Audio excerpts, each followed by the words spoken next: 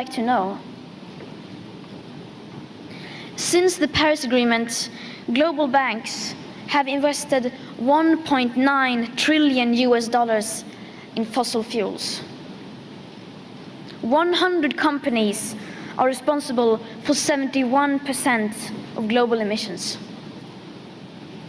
The G20 countries account for almost 80% of total emissions. The richest 10% of the world's population produce half of our CO2 emissions, while the poorest 50% account for just 1/10. We indeed have some work to do, but some more than others.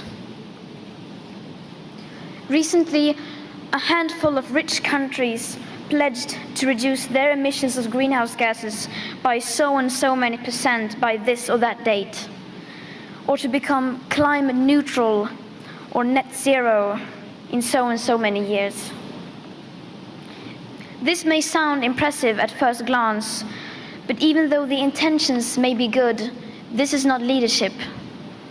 This is not leading, this is misleading. Because most of these pledges do not include aviation, shipping, and imported and exported goods in consumption. They do, however, include the possibility of countries to offset their emissions elsewhere. These pledges don't include the immediate yearly reduction rates needed for wealthy countries, which is necessary to stay within the remaining tiny budget. Zero in 2050 means nothing if high emission continues even for a few years, then the remaining budget will be gone. Without seeing the full picture, we will not solve this crisis. Finding holistic solutions is what the COP should be all about. But instead, it seems to have turned into some kind of opportunity for countries to negotiate loopholes and to avoid raising their ambition.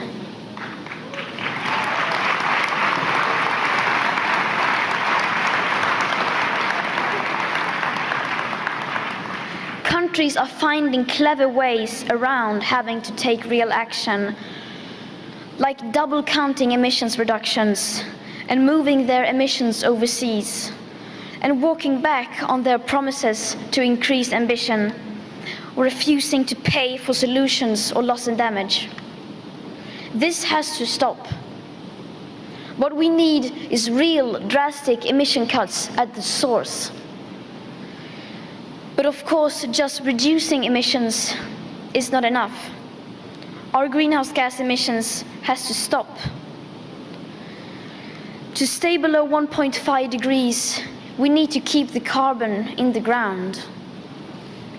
Only setting up distant dates and saying things which give the impression of that action is underway will most likely do more harm than good, because the changes required are still nowhere in sight. The politics needed does not exist today, despite what you might hear from world leaders. And I still believe that the biggest danger is not inaction. The real danger is when politicians and CEOs are making it look like real action is happening when, in fact, almost nothing is being done apart from clever accounting and creative PR.